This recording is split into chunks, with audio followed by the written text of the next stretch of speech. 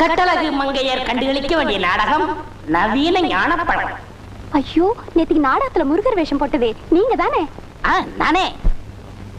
மாமா, இந்த கலர் கொண்டு போய் அவர்கிட்ட கொடுத்துருங்க. கொடுத்துறேன்.